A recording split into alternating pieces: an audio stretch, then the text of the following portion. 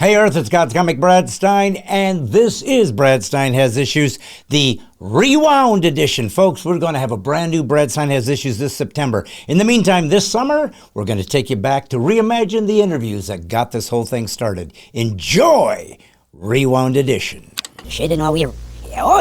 Enjoy Rewound edition right now.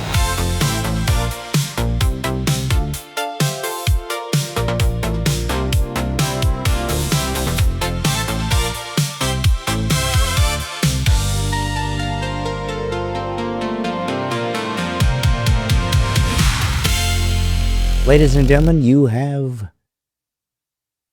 wandered on to the podcast of podcasts, where all the rest watch to get tips. Welcome to Brad Stine Has Issues. Hey, Whitey boy, welcome. It's you, it's me, and it's those folks from all over the world. This is God's Comic Brad Stine. This is Brad Stine Has Issues, where comedy, conservatism, and Christianity collide in a cacophony of clarity. Wyatt, why do you think I use cacophony of clarity or comedy? Do you think the comedy and the Christianity and the conservatism, since they all had that it was just natural to add colliding and cacophony? Or do you think that was just serendipity, Wyatt? And I'm talking about serendipity with a C. Well, I think you just wanted some clever alliteration. That was cute. Well, listen, I am very excited to know that we are here, we are live, and I need to find there it is. I couldn't find it, son. I was looking all over the place and I couldn't find the clip. It was like last week's was there, almost to tempt me to ask, touch me. And then I get him, he's like, this isn't it. This isn't you live. And I felt ashamed, son. Should I have? Would have been funny to see how long it takes you to realize the comments aren't the same. Well, you know what? And the comments are what matters. Folks, if you've been on Brad Stine Has Issues, if you've watched it, if you've watched the clips afterwards, if you've get on and subscribe to the YouTube Brad Stine Has Issues, if you have followed me on Facebook, you know that this show is always looking for some new angle, some new fascinating way to express itself, to talk about things, to bring some laughter at first. And have you ever thought about why I try to do the funny up front? To keep people engaged? Well, I'm not here to worry about somebody's marital status. I really am not. I think that's completely up to them. And for me to force them into an agreement with a opposite sex, and it's a lifetime agreement, I think it might be asking a little too much for a podcast. I mean, maybe it's me. But yeah, I don't see myself sort of being the Valentine's put them together kind of eHarmony guy. So for me to get the folks engaged, I think is just asking a lot. And who knows, there could be repercussions. I could be sued if I got them with the wrong person. So I don't know that that's the best solution to what I was seeking. You hear that, folks? That's the joke the comedian came up with. Hey, you know who's watching me, Wyatt, right off the bat? You are in good hands this podcast. You're in good larynx, because my job is to speak words that make you think. Wyatt, have you been thinking lately? I've been thinking you need some better words. Listen, you guys need to know something about Wyatt Leroy Stine. Now, his life is filled with lots of drama. He has a school online. He's trying to become a computer programmer. So he wants to program computers. And then he wants to do game design. And then he wants to do a podcast producing, which he does, and sidekicking. He just loves doing his sidekicking. But folks, I don't think anything can it all pales in comparison when it comes to his job at Lowe's. Because Lowe's to me is the epitome. If you weren't born to royalty, Lowe's would be the second best step. What do you think, son? I mean, if royalty is the king, I guess Lois is sort of like the court jester. Not as glamorous a job as you'd think, but the benefits are kind of good. You know who's glamorous though? Nick Kress. He's number one on my list, son. Wait, hold on. Yeah. Nick Kress is number one on yours? Yeah. Karen Boyd is number one on mine. Yeah. How did we miss it? How did we mix it up? Usually you're the one who fails at this. First off, it's never how did we. You're the producer. Thus, if there's a mess up, it's always you. Aren't you the guy who forgot to click on the link in time, and so therefore, Well, you were supposed to set the link up so that it was an easy push button. How exactly do I set up the link if it doesn't exist until after we start this? Son, listen, if you can't work out these bugs, It's not a bug. That's the intended feature of it. if you're going to be literal, if you're going to be pragmatic, if you're going to try to stick to the game plan, if that's how you're going to live your life, so be it. I'm a free spirit, son. You should know that. I'm a maverick. I shoot from the hip. I don't know what's coming, but when it comes, it's majestic. Listen, I want to talk to you, son, about Lowe's. You know, I've always make fun of Lowe's, but let's face it, they've paid you well. I mean, they pay, what, $30 an hour? Lowe's? Yeah. Lowe's. No? Well, wait a minute now. I thought you were the legged plank. I thought you were the birthday legged plank. They're a little. No, they haven't returned my calls yet. All right. Well, anyway, so they don't pay big? If you guys don't know and you're just tuning in, my son works at Lowe's part-time, and interesting thing, believe it or not, hardware store, they should have a sitcom about hardware stores because funny things happen. For example, and this is off the cuff, what? Anything interesting happen to Lowe's? Actually, yes. Oh. Okay. So recently, Yeah. when I was, closing the store, staying up late, the lawn and garden area, they were saying over the intercom, hey, we need you all here. There's going to be some frost tonight. We don't want our plants to die. So as I'm walking there, because, I've got to do it, they basically explain they're just going to get some tarps and put them over the flowers so that they don't, they don't frost. Okay. When I got there, they... Little flower jackets and scarves and beanies? That actually would have been more effective than what they did. Okay, wouldn't it? They got the little thinnest, most pathetic plastic wrap I think I've ever seen in my life. Like saran wrap, like you put your vegetables A in? little bit thicker than saran wrap, but Okay. not much. Okay. And then they just draped it over all things. Like, when I say draped, I mean like a tent. So there's plenty of open space Okay. over there. Right. So it's not really, I'm going to do much. Right. And that was about 30 minutes of doing that. Yeah. And eventually, the guy in charge, he was like one of the higher up people. Yeah. It's like, okay, let's move out to the front and do the same thing. Now, the front's different. The tables were a lot bigger. So in order to get the saran wrap to actually stay in one place, what we did is we would take the flower pots and actually put them over the edges of it to keep it in place. So Like weights. yeah, like weights. We've been doing that for 20 minutes when I look over at the guy who's, again, running this. Yeah. He's weighing down the top and putting the flowers on the outside of it. Yeah. This man, the leader, the guy who came up with this idea, Yeah. is the only person who doesn't seem to figure it out. Okay. And what did you learn from that? Let's get into it. Just because you're paid the big bucks doesn't mean you have the big brain. Is this your manager? No. Is it Trust your... me, if it was my manager, I would have much more to say. So they took the flower pots that was supposed to be wrapped, and he used that as the weights to weight down other flowers. Yes. When we did it, we just tucked the top underneath itself so that the flowers that were weighing it down Right. are still in the thing. This guy, and the best part is, when he pressed, his response was, sacrifices need to be made, despite the fact that everything else was completely covered on every other table but his. So there will be collateral damage, and he was ready to let that happen. So he No, he created the collateral damage on purpose and then said, this is fine. Wow. So, yeah. Just because they're the leader doesn't mean they... Incompetent! I did that for Danny Herring. You know they speak French over there. Incompetent! I thought that was Canadian. Well, it's French. Listen, I got to tell you something. Mm-hmm. You know how I like to put clips out on the internet, right? You don't. Huh? You like telling other people to. Little behind the scenes for you folks. Let me rephrase that. You know how I like hiring people to put out clips on the internet? No, you don't. You just hire me for free. Let me rephrase that. You know how I like to demand that you send my clips out onto the internet? Oh, of course, all the time. Yeah. Well, anyways, your age group, and again, maybe the most,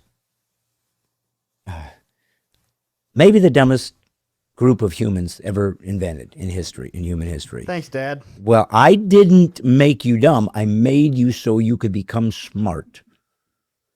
And you have to make that call. And you are smart, son. You know I don't really put you in the category of some of those friends that you have. Well, you know what? Your friends are all smart, too. I think about it. Your friends, you got one friend going to be a doctor, and you got one friend that's going to be... he's the one that puts the creases in the potato chips, the chip creaser. Yes, the Lay's Leo. Yes. Anyway, so you got some pretty eclectic friends out there, but I always put out these clips, or as my son likes to say it, you never put out the clips, somebody else does it for you. But I do put out the clips anyways because that's my body of work. It's my ministry. It is a ministry. And so as I do that, people comment on it. They do comment. And something interesting, I found some interesting comment. I wanted to mention it to you guys because I just found it kind of telling. It's something that I see a lot on the internet. People show up, the new atheists who are very, very uneducated at philosophy and logic and reason, and all they do is just mock and ridicule because they enjoy inflicting pain on people they don't like. And it's the sorry state of atheism. They choose it because that's all they get is hurting others to give them a sense of worth. But you get this all the time, and so, you know, it is what it is. It's the nature of the beast. But I put a clip out that was actually at Celebration Church is where this was filmed, which is a church in Green Bay, which I was just at, but I wasn't at the church. Mark Gunger's church. He's a great pastor. I've interviewed him once. He has a great marriage seminar, Laugh Your Way to a Better Marriage. But I got a clip from this, and the clip was making mention of a reference point that I make from the Bible, where we were told there is no male or female, nor bond or free, no Jew or Gentile. And I made this reference of understanding that what's made Christianity unique with that particular phrase, it's the only religion that ever figured out a way to show humans how to get along, because it showed us how to disassociate ourselves from identity politics. This is 2,000 years ago. Identity politics or group identity, and allow ourselves to sort of find, yes, there is a group, the child of God, but then you're also an individual with unique characteristics that God made. So I did a little clip about that, and people responded to it. And I just wanted to show you what I found interesting about two responses. So we're going to do this. I'm going to play that clip right now.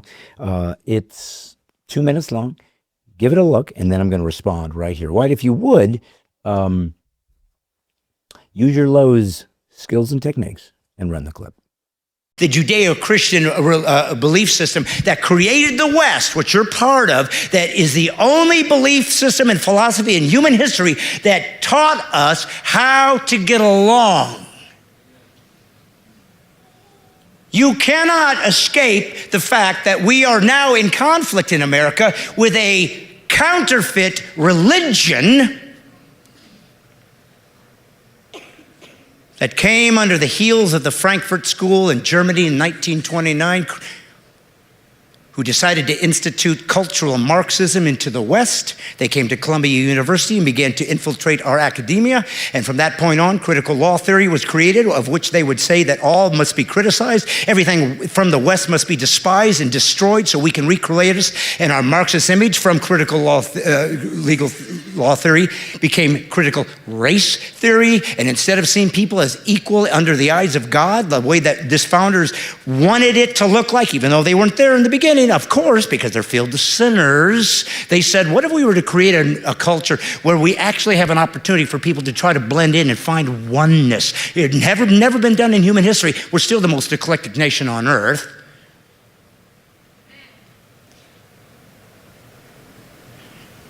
And from that came critical race theory, and we now live in a completely new America where you aren't allowed to speak if it doesn't fit this party line.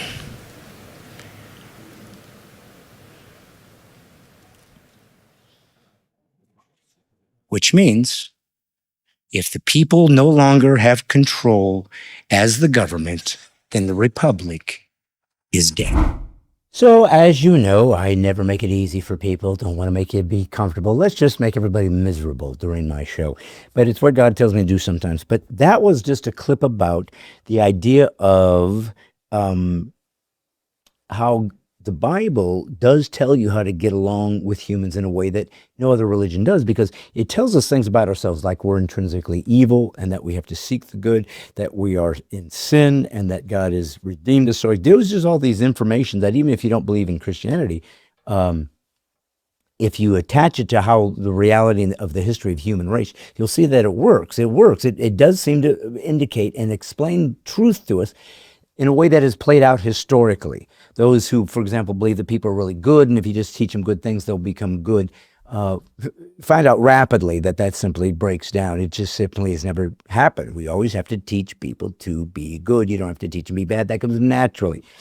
So I put that out, that little clip, and I get people that, of course, start talking about it. But I want you to listen to what one guy said. So here's what he said. He said, not true, because it says what makes Christianity unique, right, from the other religions. Not true. You should learn about Buddhism, SMH, basic Buddhism. What does that mean, SMH? Why? Shaking my head. It's an acronym. Oh, shaking my head, basic Buddha. The Buddhist emphasis on cultivating loving kindness, compassion, appreciative joy, and equanimity includes developing caring and empathetic attitudes towards others. I think that this is teaching how to get along and is far older than Christianity. Also, Buddhists didn't murder during Crusades or kill witches in the Middle Ages and beyond, or subvert truth by taking out books from the original Bible, nor protect pedophiles like the Catholic Church did for ages. But okay, so that's what he says. And so I answered him, Buddhists are killing Christians in Myanmar as we speak, because they are. Here's his answer. They're not Buddhists then. Laugh out loud. They're not Buddhists then, because I just told you about what they really are. So if they're butchering Christians, which they are, well, that's not Buddhist. They ain't doing Buddhism right. That's the exact opposite of the belief system. It would be like a Satanist pretending to be a Christian. Shake my head. Just because they say they are doesn't mean that they are. Just because they say they are doesn't mean they are. Now, it's funny how he's making reference points earlier about what Christians had, in the name of Christianity, had done badly in the past. Suddenly, he's making a claim for Buddhists who did horrible things, and he's letting them off the hook. That's not even them. That's not what it teaches. Now realizing he's making a point for my perspective, which is every time a person in the name of Christ does something un-Christ-like, the Bible is self-correcting. You actually find the answer to this is evil to do this in the same Bible that said, here's how you're supposed to do it in the first place. So he suddenly defensively protects his own lunacy. Because remember, Buddhism, if you reach the pinnacles of Buddhism, you reach nothingness. Literally, you reach nothingness. That's what they're trying to land, is nothingness. And nothingness doesn't have compassion and love and protection and sweetness and getting along. Nothingness is nothing, and that's what you're shooting for. But yeah, you got the high ground. So here's a guy immediately defending his people, but not realizing I can apply exactly the same technique to the crap he accused my people of doing. It would be like a Satanist pretend to be a Christian. Just because they say they are doesn't mean they are. How one acts defines their beliefs, not the words. Or isn't this something Christianity teaches too? I can say I'm a rabbit, but I'm acting human all day. True Buddhist embodies those principles above, same as a true Christian embodies their beliefs, which is why so many are just playing the part too. Christians have killed far more people than Buddhists. I assure you. Show me the evidence.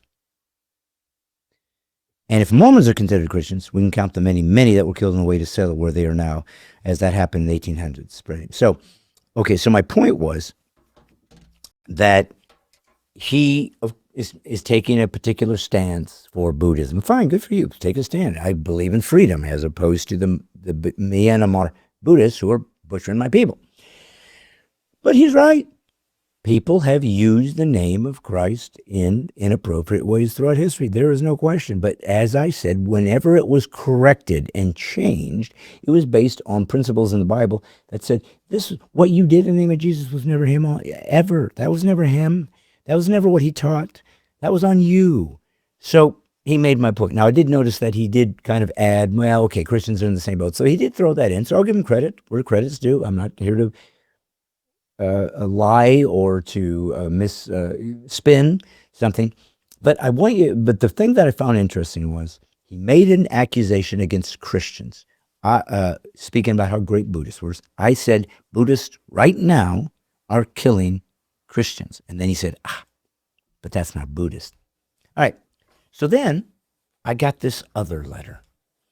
Hinduism is the religion with the beliefs of Sarvadharma Sambhav, meaning all paths lead to the same destination. This is why Hindus are the only religion that can coexist with other faiths in peace. So Hindus are really the ones that get along, whereas Abrahamic religions, especially Islam, are exclusive.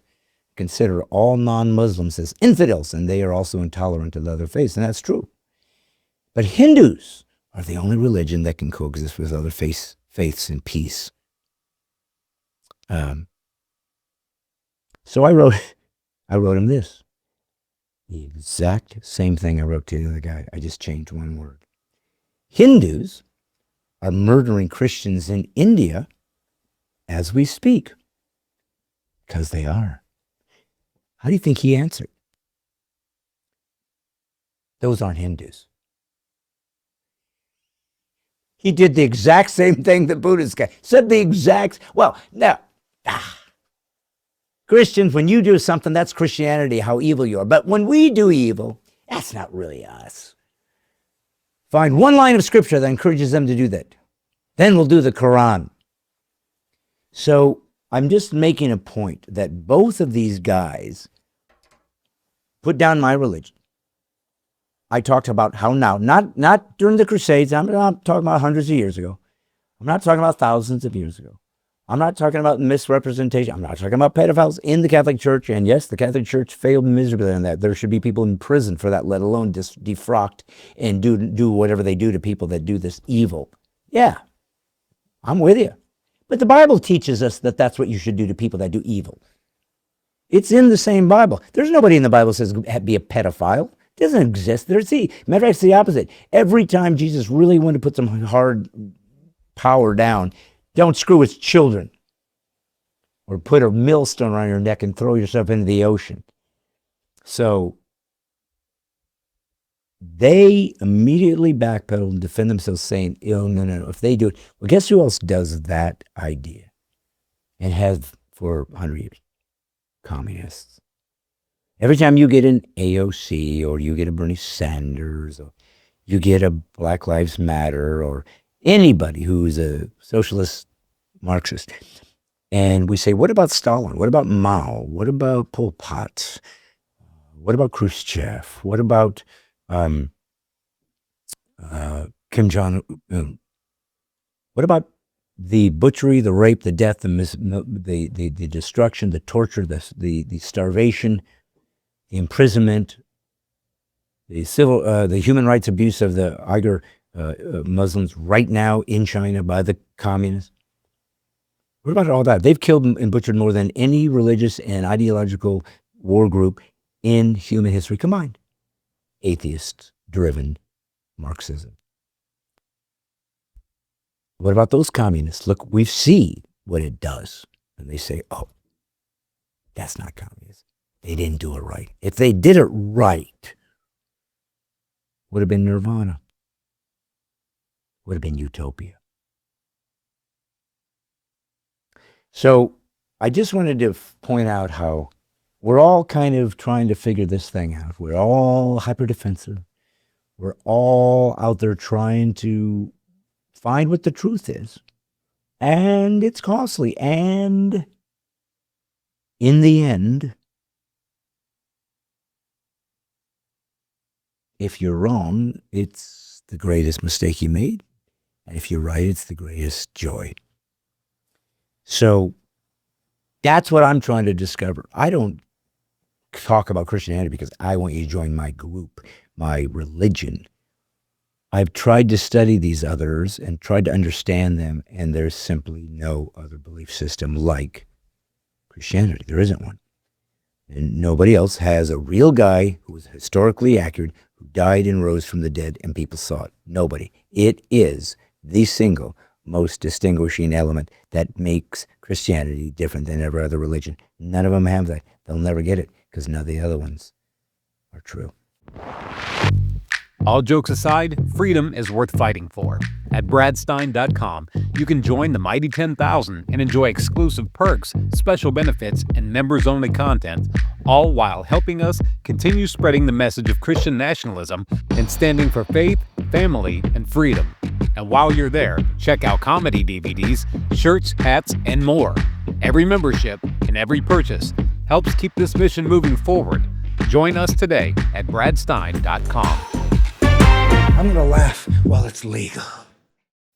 You know, I got a guy on today that you guys are going to like to listen to. He's somebody that, if you're down south, you probably have heard this guy before, if you listen to the radio. Especially if you're in Alabama, especially if you're in Georgia, Tennessee, Mississippi, Florida, probably North Carolina, South Carolina, I'm guessing. I don't know how far it goes. But he's a radio host of a very well-known Southern radio show known as the Rick and Bubba Show. Some of you might have heard of it. If you did, please say so. Sit back, relax, and enjoy this interview with radio star personality Rick Burgess from the Rick and Bubba Show. Enjoy. So, as you know, when I bring on guests, I try to be topical. I try to deal with the issues that actually matter, but most importantly, I want them to feel comfortable. So as you can see, I'm wearing my camouflage, deer hunting, bloody soaked, urine-filled hat because I'm going to be with a Southerner. That's why I'm wearing no pants. This is the key. You want to be as on the porch, cinder blocks as you can get when you're talking to Rick Burgess, because this guy has got maybe the top Southern driven, though I'm sure it's nationally known, morning show, the Rick and Bubba Show. As a matter of fact, over the years, if you were going to tour down south and you wanted to get known, you got on the Rick and Bubba Show or you were failing miserably. So I had the pleasure of being on the show a couple times, but more importantly, folks, I had the pleasure of getting to know Rick a little bit. And what shocked and surprised me, other than his teeth, was that he is a man of God, he's a man of integrity, and he's an American patriot. Now, I know that sounds like platitudes. It sounds like the things we're supposed to say, and it makes an easy audience for Christians and conservatives. But as you know, for Stine Has Issues, I'm not about that. I'm about proactive, actual integration into how to defend our faith and our freedoms in America, because, folks, they're hanging by a thread, and we all know that. Well, the good news is, and there's not a lot, but the good news is there are fellow people throughout this country, just when you think you're alone, that have your back, and we have theirs, and this happens to be one of them. So if you are in the South, you know the Rick and Bubba Show. If you're not, I can tell you this: I'm from California, and this is not a typical redneck show. I mean, they have elements of that, but this is sophisticated. This isn't some kind of backwoods thing. So I appreciate what they're doing and what they stand for, but Rick happens to be my friend, and so I wanted to bring him on and talk about just the lay of the land, but also just our lives and everything that we do as communicators in trying to let people know what's going on in America. Because Lord have mercy, if we lose that, we might as well just return to the slavery shackles that they're trying to put us in, but not without a fight. And I can guarantee this man is a fighter. So please welcome to Brad Stine Has Issues, Rick Burgess, my brother. I got to tell you something. I found myself almost wanting to listen to our show. Oh, that has never happened. What a build up. It is great to be here. You are dressing like you thought I would dress. Thank you for the stereotype. Also, I'm dressing like I thought you would dress because I thought, well, if I'm going on the show, I've got to be a little more sophisticated. You did mention that we are somewhat sophisticated. So I'm dressed. I'm one of these people. I don't play golf because golf's not a sport. Right. And then there's a number of reasons for that. One, you play it in business casual. And number two, you can drink alcohol and continue to play. So there's no way that's a sport. It requires incredible skill, Yeah. but it's not a sport. And so what I've discovered is I don't like to play golf, but I like to wear their clothing. So I put some of that on today, hoping not to look too necky. And then you've just necked it up. I know. Now it's like I've gone from being interviewed by this really, really smart, funny comedian to now hanging out with my cousins.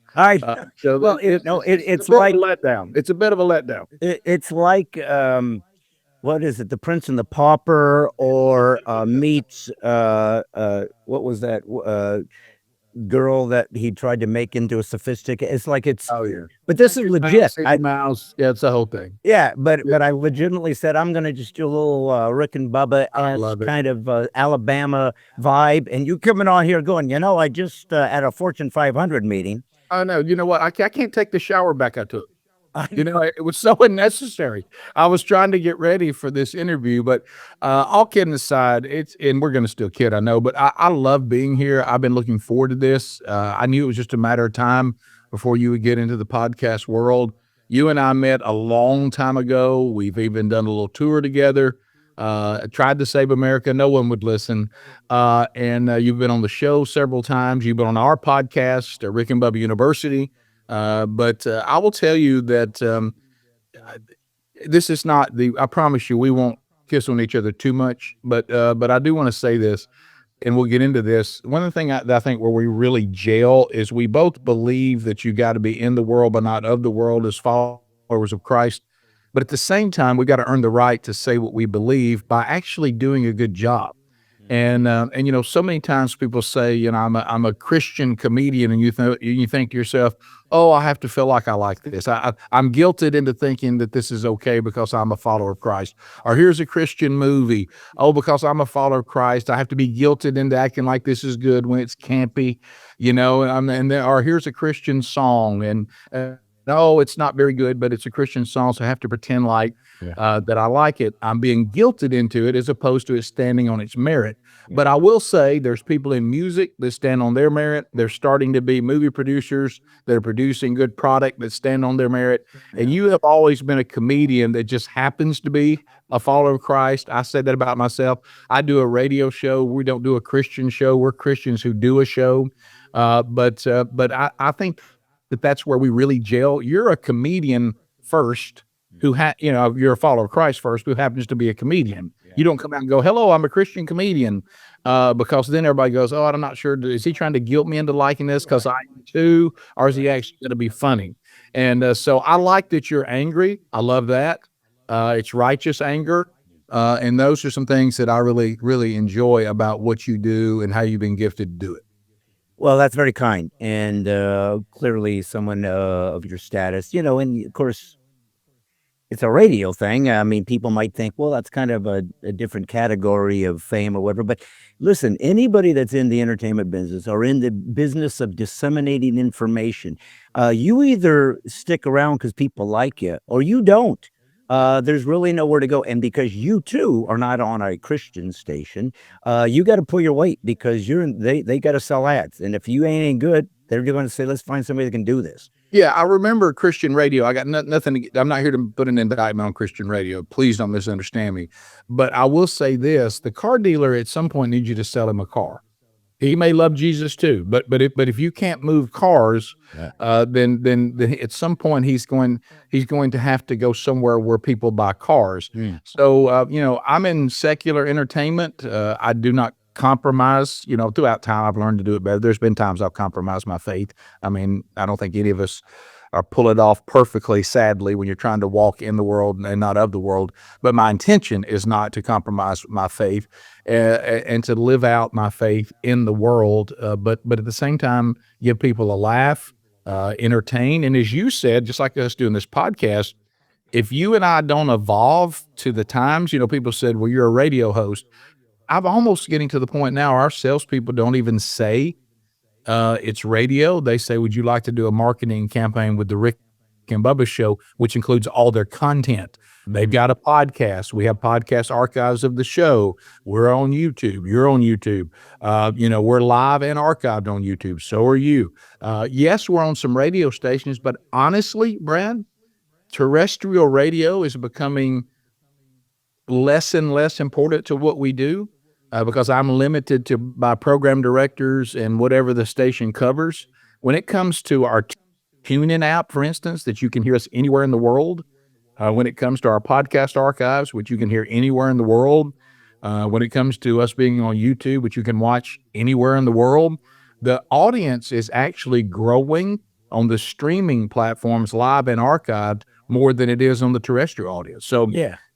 We've had to get into all of it. It's all important. I love our radio affiliates. Don't misunderstand me, but that really is not growing the way the other stuff is growing. So now you're basically I remember the first day we had our youngest guy on the staff, and he was in a meeting with us, and we were talking about the future, and he holds up this. Yeah. This is an iPhone for those of you that are listening and don't see it. You know what he said? You're competing with that now. You're not. Yeah. Other radio stations. You're not competing. You're competing with that phone. You better have content for that phone. Are you going out of business? Well, and I never thought that I would be a Luddite, but I'm getting to that age where I literally have to go, what do you do now? You have to do a hologram with some kind of special cellular beads it's like, what the heck? I can't keep up.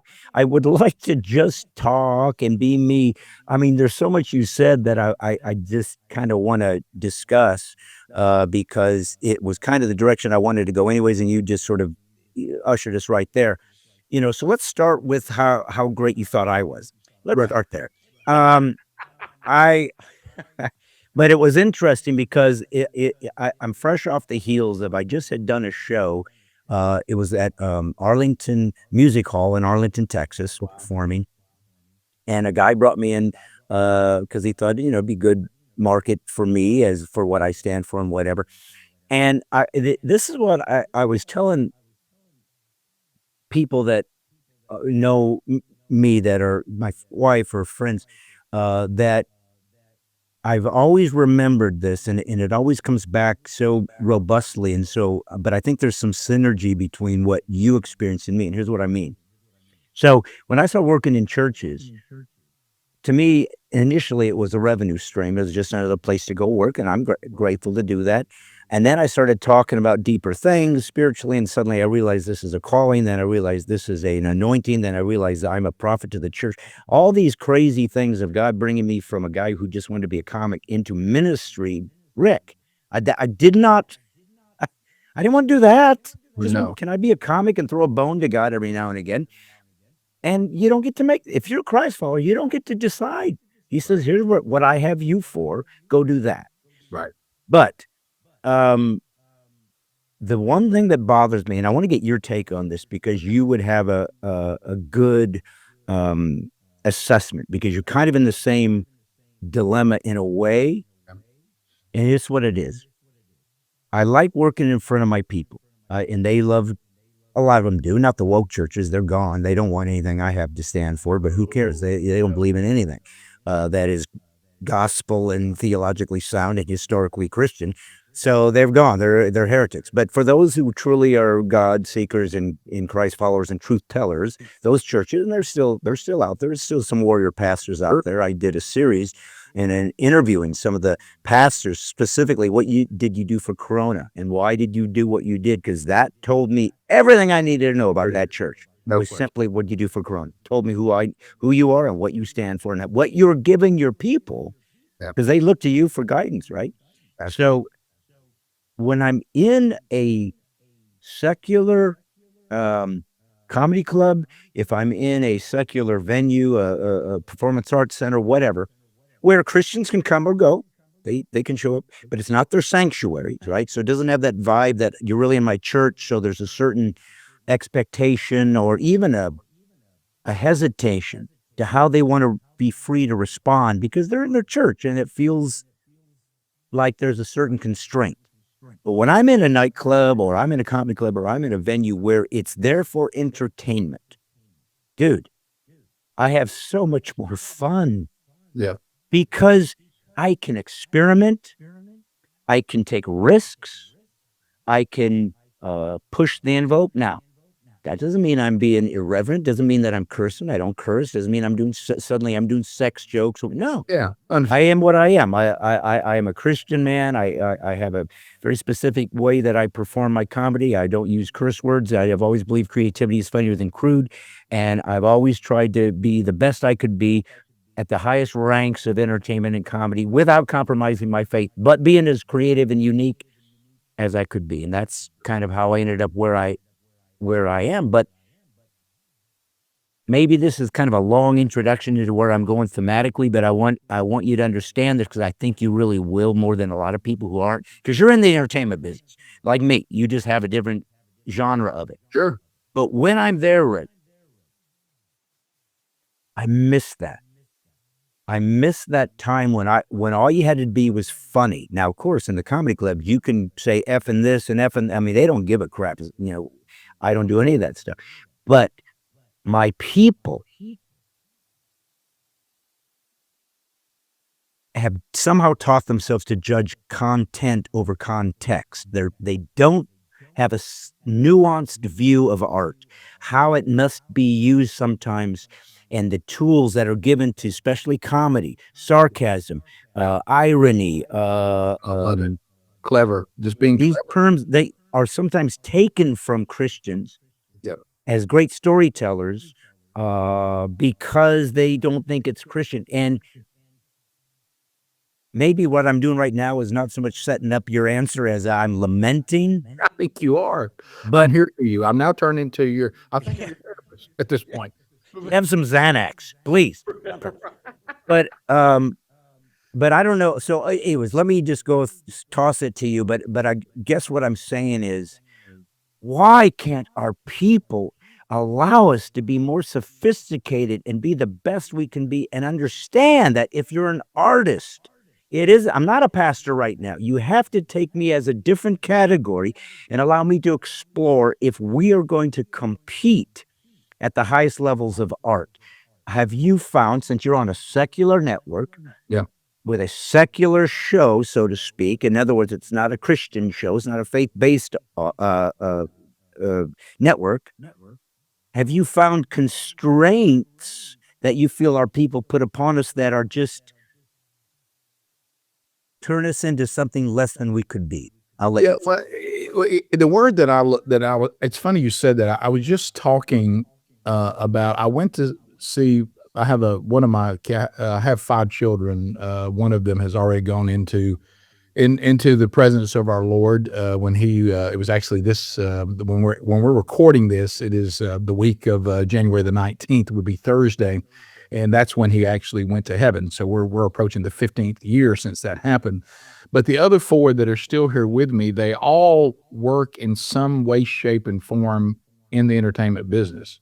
But we have one that, it's one of those we wonder, is there something that my wife needs to tell me?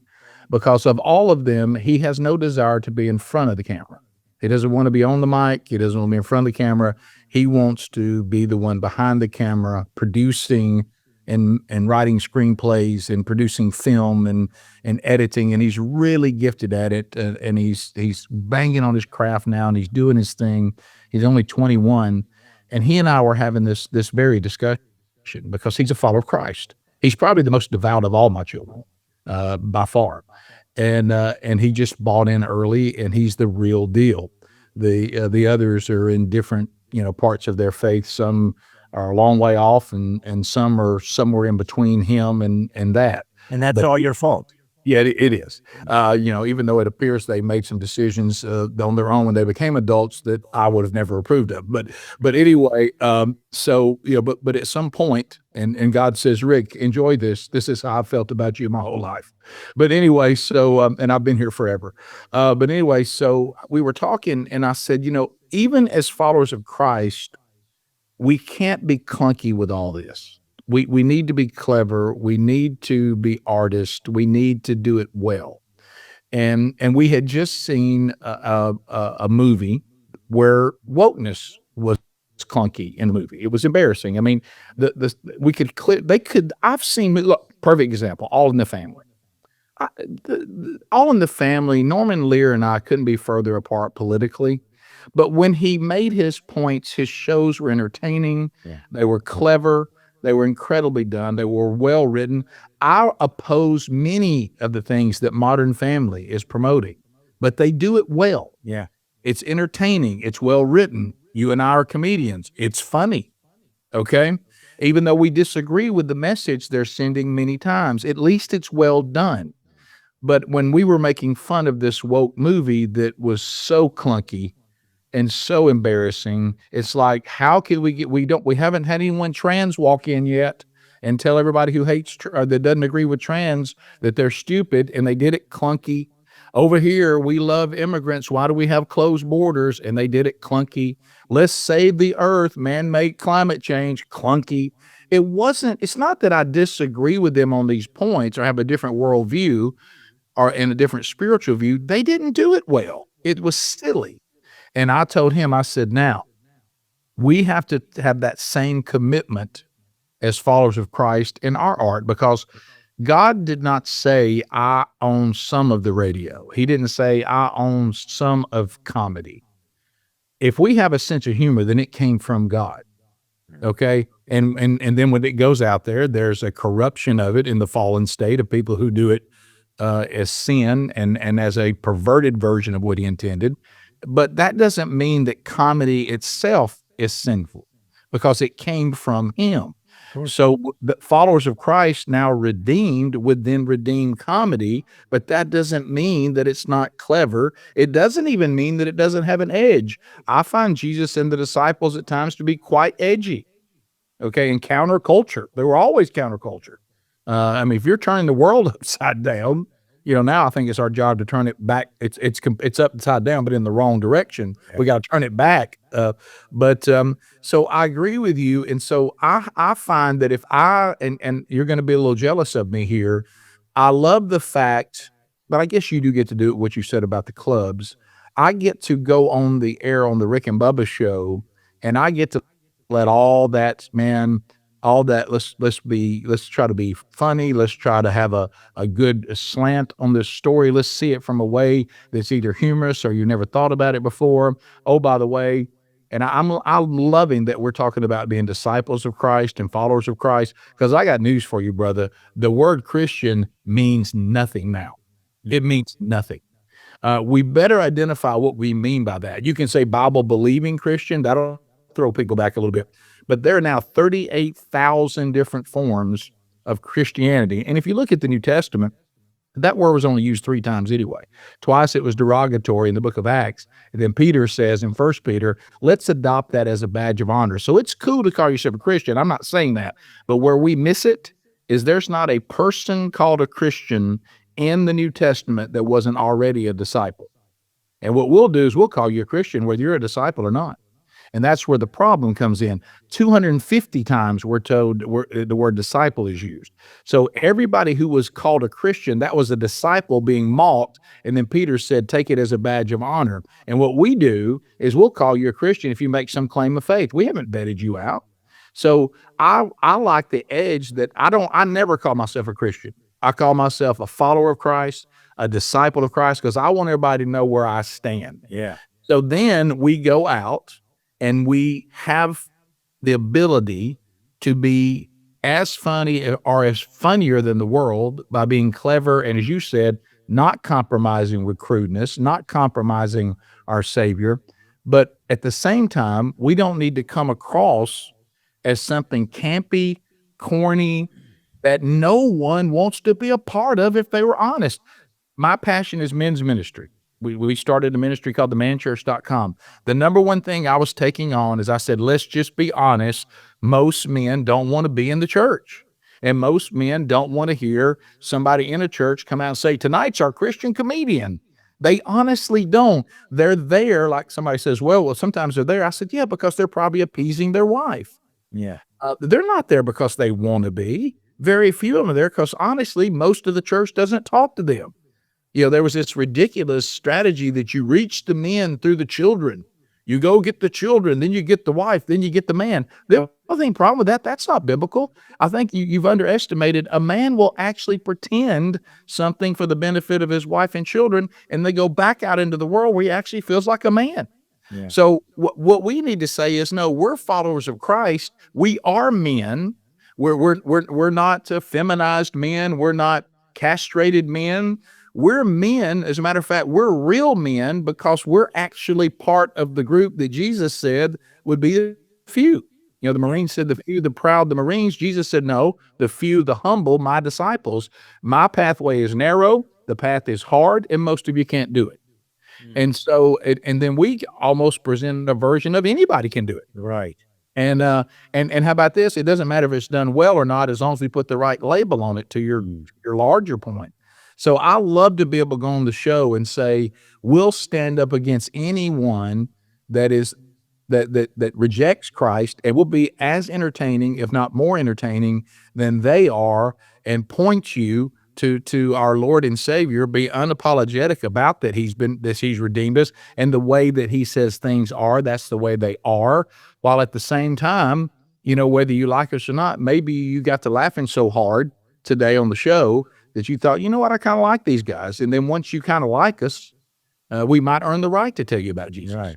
But what we try to do is give you the Jesus, and we haven't earned the right to do it. Well, and that's what you guys do so amazing. And frankly, I don't even know how you were able to pull it off, because you are very much so a believer. I mean, you will not in any way shy away from that and be very specific terminology. Jesus Christ. I mean, things you're not supposed to, you know, say in a mainstream format where you got some guy selling cars going, what's a Jesus? What's that all about? Let me tell you something. There's no one, I would say probably 15%, and I'm probably being generous, probably 15% of the people who buy advertising on our show and put our show on the air agree with what we portray spiritually. About 15%. Wow. 85% say I couldn't care less what they believe, they're selling cars. Right. They moved the relief factor. The My Pillows are rolling out because we've earned the right to say what we want to say through what? Ratings and revenue. Yeah. If it weren't for ratings and revenue, I promise you, the first thing the consultant will say is drop the Jesus stuff. Yeah. And the only time we've ever actually been removed for our faith was satellite radio. They did take us off. And here's why. Back to what we were talking about. They don't like the blending. Don't blend. Either be completely Christian radio or be over here on complete news talk or be completely crude in the humor. We'll put you on our comedy channels if you'll just be comedians. We'll put you on our religious Christian channels if you'll just be Christians. We'll put you on our news talk channels if you'll just be news talk.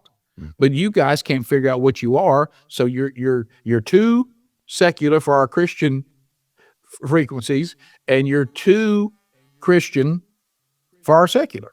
Right. You're too secular for the Christian. You're too Christian for the secular. We don't like you. Make up your mind. You're off the air. But that goes back to, see, everybody wants to box everything now, and you go and stand where you're supposed to stand. And I don't play that way, and you don't either. No. Well, that's what's interesting though, because, you know, I guess what I was trying to understand, and I don't know what this means because it could sound almost arrogant maybe, but it's kind of like, when I started doing comedy and I was watching all the comics, lean left and put down God and America, whatever. It's an easy target, and because they happen to live in a free Judeo-Christian nation that gives them the right to mock Judeo-Christian nations. Oh, you don't pull this off in the Middle East. You don't get to make fun of it's a different deal. They don't understand the golden goose they've been given, and if it goes down, they don't get that they're going down too. They think they're going to be the rulers, and they're just going to be cast aside like the idiots they are for standing up for these ideologies that's destroying everything that they think matters. They don't understand the blood that was shed to give them these freedoms, and it pisses me off. There it goes. Have you noticed though? I see some comedians are beginning to wake up to the fact that if they let this wokeness go where it's going, they're going to be out of business. They are going to be out of business. I mean, they're starting to realize. I remember the first time that I couldn't understand it all. We had somebody on our show that was a member of the LGBT community, and the person made the comment on the show at the time of the Gulf War that they hated Christians more than they hated radical Islamic people because they thought Christians were more dangerous. I said, "Do you mean to you?" And she was like, "Yes, because the Defense of Marriage Act, and you don't want us to get married." And I said, "Do you have any idea how radical Islam sees homosexuality? Do you have any idea on this?" Of course, they didn't. I said, "You'd be dead. You'd be dead. Nobody hears. We may give you a track. We may talk to you about God's plan for marriage and agree to disagree with you. We're not going to kill you. We're not going to hang you. We're not going to throw you off buildings." So even the things that the left and the woke coddle, it's to their own demise, and they don't understand it. I know they don't, and listen. I mean, you're right about the comics because I'm so grateful because I've been doing this a long time. I've got a little bit of a brand name, but I chose such a unique,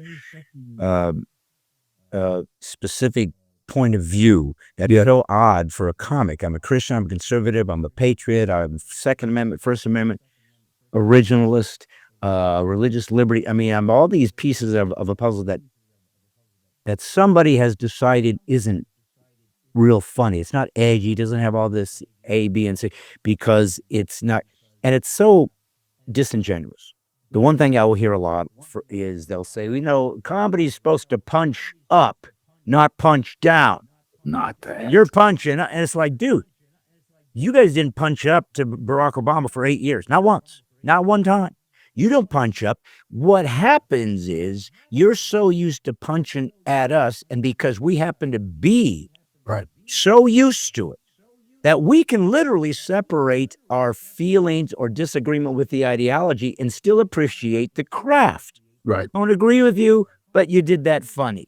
Yeah, just like you said a minute ago. Yeah, about those two shows. Yeah. I didn't agree with what they were pushing, but I gave them credit for being clever. Yeah, they did it right. They did it well. It's like George Carlin is, was a very big influence on my comedy, clearly, if you watch me, because I loved his writing. And he was one of the crudest. He would get into some, and hated God especially at the end. I don't know what happened. But anyways, but obviously he could write. He was deep and creative and unique, and that's what I love. I love smart humor.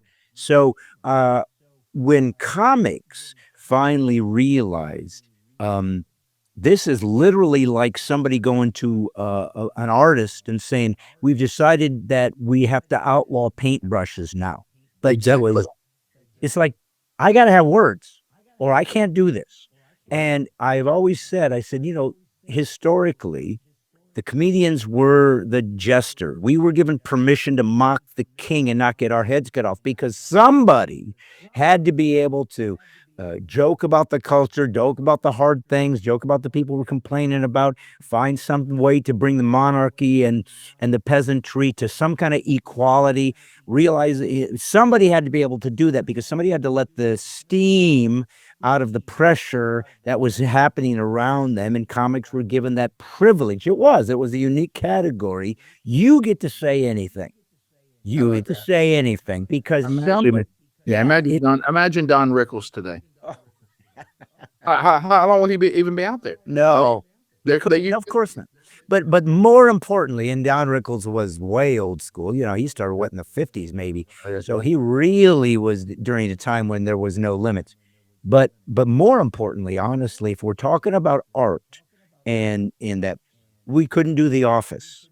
You probably couldn't do Very cleverly written. yeah, Great. you couldn't do All in the Family. You couldn't do I'm trying You to probably couldn't do the Jeffersons. yes, right. So these were shows that taught us how to kind of laugh at each other's idiosyncrasies and not take it personally. They Well- taught it literally was a more mature culture. Yeah. Because it was teaching us your power over me isn't in how you perceive me or how you describe me. I don't give a crap. I'm good. I'm good to me. And here's what you and I grew up with. That these young kids aren't is if you happen to be friends with I don't even know, minority or you know, I don't know, black guy, Chinese guy, Mexican, whatever. You gave each other permission to make fun of that. No question. And that was fun. What you were telling the guy. Stereotypes are hilarious. And there's a sprinkle of truth in every one of them, whether we like it or not. You were kidding around with me being from the South. Yeah. Of course, that's funny. Yeah. Just, you know, I mean, everything you talk about, is that accurate to every person? No. But are there people here that fits perfectly? I'm sorry. And there's things about me that fits because that's my culture. And you make fun of that. And people said, yeah, you can make fun of mine too. Because I laugh at myself as much as I laugh at other people. But give me an example where I think we have to make this correction, why it's important. I was so excited when I heard that Kevin James, who I think is also a pretty clever guy, that he had a new series on Netflix and it involved NASCAR. I thought, this is gold. This is a gold mine. I couldn't wait to watch it. I thought, you know, Kevin's not too blue, so I know it's not going to be nasty. I don't ever see him being real nasty. And I said, and NASCAR and him trying to be like a crew chief, this is going to be hilarious. Well, when I watched it, to your point, this is modern day. See, this is a current project. He and the writers couldn't make fun of anything. And the show just laid there. It was not funny. It was not clever because what? Everything that would have been, they couldn't do. So it just laid there, Brad. I mean, it went nowhere. Yeah. And is this what we want? Do we want to get to where there's nothing here that bothers anybody? That's going back to what I was talking about when we started on stage, where I could really push some envelopes. And sometimes you got to pull back. You do some, you go, okay, I went too far. But the whole idea of having that freedom to sort of explore is so beautiful as a free agent, autonomous human. I believe God gave me that, all of us. We're made in his image. That means we get to create things, and hopefully for a redemptive purpose. But, you know, it's kind of like if you've been married I've been married 30 years. I think you've been married quite a while. 27. One of the things about marriage is that you don't marry somebody just for and commit to them for the good parts. That's easy. No. The good parts are easy. Yeah. What really makes marriage beautiful, seems like we're off topic, but you'll see why I'm going this direction. What really makes marriage beautiful is that because every one of us has this crappy part of themselves. Oh, yeah. This bad part, this destructive part, this dysfunctional part of themselves that isn't fun, is annoying, is sometimes hurtful. And it's like, dang, fix this. I don't like this part of you. But what makes marriage sacred is you say, when I said yes to you, I said, I will accept and endure the worst of you because that's what you need most. Yeah. Somebody that will love me and see your idiosyncrasies as endearments. Yeah. And so, like, my wife would be late all the time. I couldn't stand it. And I remember thinking once, it's like, you know what, though? If something happened, you got a phone call, your wife was just killed in a car accident. I'd say, you know what I would give if she could just be late one more time? That's true. Exactly. Right? I mean, one more time where she's actually wanting I know. be Why did that be on time that time? but we find something beautiful about the parts of them that annoy us, and it makes us more mature, makes us stronger because we're learning what it means to just become one and give to each other the dignity of their humanness and their brokenness and say, it's okay, I'm still here, which is what Christ did for us, which is the template. But the reason I brought up marriage is that I think in some ways that's coming full circle, was why people of different ethnicities, different histories, different backgrounds would say, you have permission to joke about, black people do this, white people do that, and the fat guy does this, and the skin guy does that, and that old guy does that. And because what you were telling them was, I trust your heart. I'm Absolutely. giving you permission to go into these very landmine, sensitive areas of me that you don't necessarily belong. I'm giving you permission. I'm opening the gate. Come on in because I love you. I trust you. You're my friend. That is maturity. And it's a more robust country, more robust culture.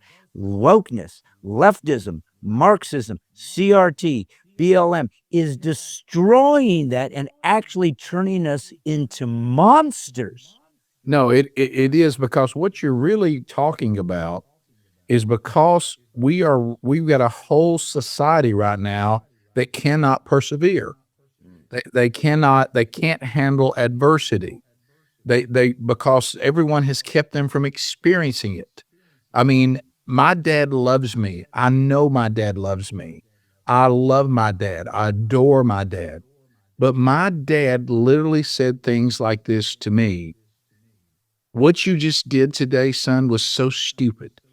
If I had ordered a truckload of stupid people and all I got was you, I would have got my money's worth. And so, and you know what? But I never once thought, never once, he doesn't love me. Never. He's being mean to me. Never. He was being comedic about stop doing stupid things. Yeah. And it didn't hurt. I mean, it was hilarious. Yeah. I tell these things at men's conferences and people roar at my dad. My dad would be arrested today. Yeah. But what he was doing is saying, don't take yourself so serious. I'm going to have a little fun at your expense. Okay. But I don't mean anything hateful by it. Yeah. And people say, well, that was a hateful thing for your dad to say. It really wasn't. It was exaggeration to make a point. He really didn't think I was an imbecile. He really didn't. He didn't think I was stupid. He was saying this situation makes you look stupid, so stop acting this way. And I got it. Now it's like, oh, I got to watch what I do in comedy because you wouldn't believe the emails I get now of things that hurt people's feelings. I'm thinking to myself, are you serious? That hurt your feelings? And there was a time, and I think you've made a really larger point. A lot of it goes back to we're taking comedy and people don't have the ability to laugh at themselves. They don't give permission to be laughed at anymore. And so then when life gets hard, which it is, we always walked around with a little bit of a thick skin. Yeah. So we could persevere. Right. We could handle struggle. We could handle conflict, disappointment, difficulty. Now someone says, I don't ever want to feel bad. I don't ever want to have to be challenged. You can't say, we literally we did a story this week, Brad Stine. Last week. Fat people, I've struggled with my weight since I was 19 years old. Yeah, you're huge. You're gigantic. I can barely look at you. It means the world to me that you would say that, because that means you deeply love me. Deeply love you and your idiosyncrasies. Right. What you stated is obvious, just like you being short. We all know. Yes. Okay. So anyway, but what I'm saying is we're now to the point, listen to what I'm about to say, that people who are heavy now find January to be offensive. I'm not making this up, because everybody at the office starts making commitments to lose weight and be healthier. And they want when you're thinking about your diversity plan, I'm not making this up. You go research it. We believe that people, when you're thinking about your diversity plan, heavy people should be included, that they shouldn't be made to hear things about weight because it makes them uncomfortable and feel bad about themselves. January is now offensive. I can't take January. I'm large and I can't take people around me talking about trying to lose weight. Can you believe that? Now fat jokes are out?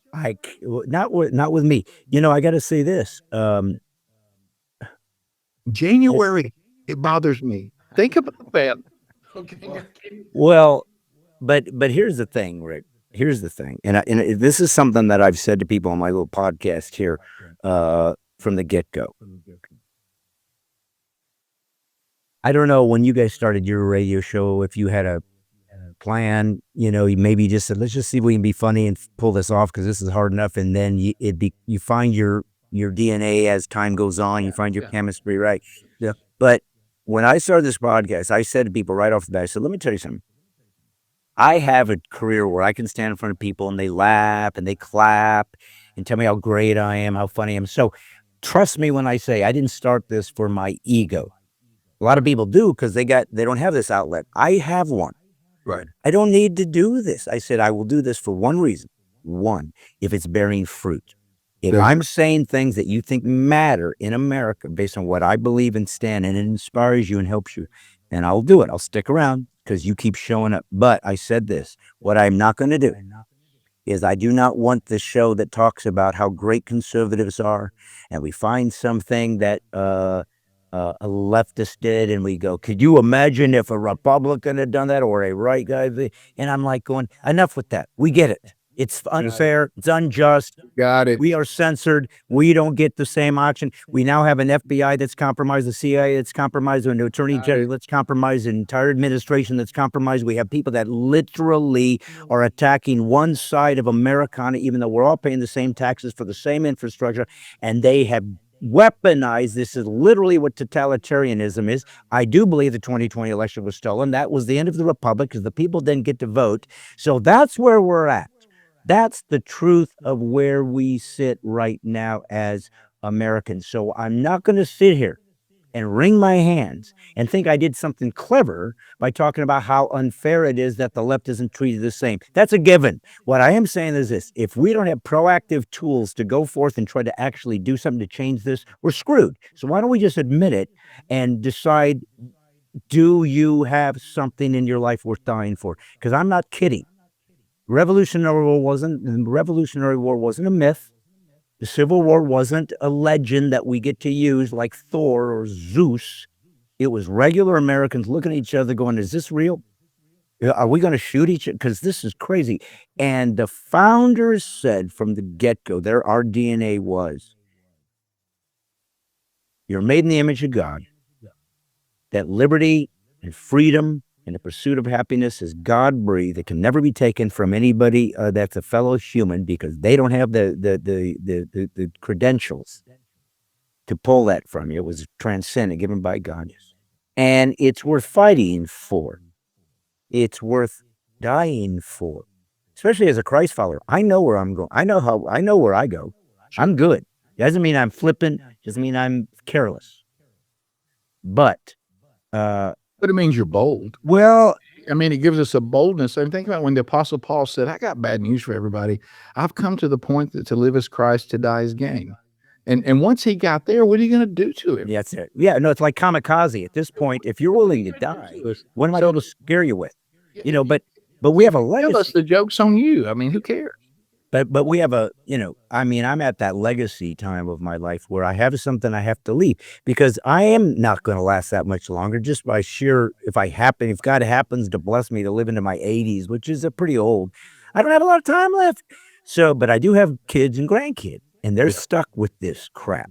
Right. So can I do anything as citizens? One of the things I said, and this is a little, I think what we're talking about is important right now, but I do want to ask you something specific about your region of America, and I'll tell you why in a second. But one of the things that I think I have discovered, and I've said this on the podcast, I think that one of the things that made America unique was that once you came here and committed to this and became a citizen, you were an American. There's nothing like that. You don't do that in France. You don't become a citizen. You're French. You're Belgian that has a French citizen. But here, you became an American. That's what made it so unique. You blended, you became part of it. You brought the best of your ethnicity, the best of your history, best of your culture. You brought it in here, you added to the milieu, and next thing you know, you got the greatest country in human history. Yeah. Well, I don't believe that anymore. I believe we have to differentiate between a citizen of the United States of America and an American. You see, all Americans are citizens, but I now believe that not all citizens are Americans. If you don't believe in the Constitution, if you don't believe it's worth fighting for, if you don't believe in freedom, if you don't believe in limited government, if you don't believe states' rights, if you don't believe in defending yourself, if you don't believe you have the sovereignty to defend your nation, not to be unkind to people, but simply to say we need the best of you to come in here for the right reasons so that we can count on your virtue, because if, as a constitutional republic, we are the government. Thus, if we are unvirtuous, we will crumble because we're cancer in this host. So that's kind of where I'm at. And I'm curious, since you're in Alabama, and we joked about the stereotype and whatnot, but the truth is stereotypes work because they are kind of true. Yeah. They're kind of true. Yeah, they are. If you go to, I just was in Texas, if I go to Alabama, if I go to Florida, if I go to Mississippi, if I go to Georgia, if I go to Tennessee, they have guns. They're carrying guns around. Yeah. They take them to church. They really do. They really do go hunt deer and skin them right there and, field dress them. They really do like their trucks. They really do. There's a cultural element about the South that is different It is. than Manhattan, than Hollywood. I'm not saying even necessarily better. I'm glad that we are a diverse kind of group. But I do want to ask you about that, just because I'm curious. If you're from the South, I'm not. I was born in Indiana, so I'm a Yankee. But A lot of things we're not proud of. I know. I know. Let me Hardy. I felt like that was my moment of humility. Right. I normally wouldn't bring it up in front of an Alabamian, as you can quaintly guess. Right. But I did this time for just, again, to show my... There's nothing quite like garnering no response than by saying I'm from Indiana. Well, Nobody even knows what to do with that. we don't. Oh, good for you. Well, No. listen, You don't know where to laugh. You don't know where to say, well done. You don't even, when you say I'm from Alabama, see, that garners a reaction. It was like, oh my goodness. Yeah. So I want to dive in. But the question you were asking was the Southern culture. Do you say, are you asking me? Well, so here's how much what you just said still alive here? Well, here's what I'm curious about. Yeah. Here's what I'm curious about. What does it mean, or does it mean anymore, to be a Southerner? Because if one thing I will give you guys credit, you were all in your heritage. You weren't embarrassed. You weren't ashamed. Now, you've got a little bit of a element of this country's history that could be certainly perceived as not that to be proud of. You were trying to secede from the Union. You were trying to say move on. And here's my dilemma, Rick. I believe in states' rights, and to a certain degree, that's what the South was fighting for, was you don't get to tell us what to do. Now, because of slavery, it was a whole monkey wrench in the whole thing. Well, and that was wise for Lincoln to bring that in. That was a wise move. It kept, France out of it for coming to the South's aid and all that. But here's what I would say. First of all, let's start with that historic moment. It was not a civil war. That's been horribly misnamed. That historically is not correct. The South was not trying to go to the sitting government and overthrow it. That's a civil war. It was an attempt at independence that was denied. It was not a civil war. The South was going to create their own country. They weren't trying to replace the one that was already in power. So it's not a civil war. I don't know how that label stuck. It was we were going to secede the South, and we were denied the ability to do that because we couldn't win the war. So the Union said, we will break your will to continue to declare your independence, and they did. And so, and I think that don't hear me say that I think that was a disaster. Now, I will say there's a lot of you that think about this seceding thing doesn't seem so weird now. But anyway, the whole slavery issue was really an issue that was evil, and it should not have been allowed to go on. But that really wasn't the point. It was your point. The states were saying, look, slavery was going out anyway. once Wilberforce got his deal going in Europe and in England, it was on its deathbed. Thank the Lord for that. But so the South was not going to be able to keep this up. What they were saying is what you said. We got a plantation system going here that if y'all just pull the plug out, we can't survive, and we need to decide that for ourselves. Right. That's a state right, not a federal right. And then of course they lost the war when they said we'll secede and we'll do our own thing. So you have that baggage hanging around in the South. You've got the baggage of the civil rights movement hanging around the South. And what the left has brilliantly done is they have acted like, as Democrats, they had nothing to do with that. And remember now, if you had something in your past, the Democrats say you must be defined by that for the rest of your life.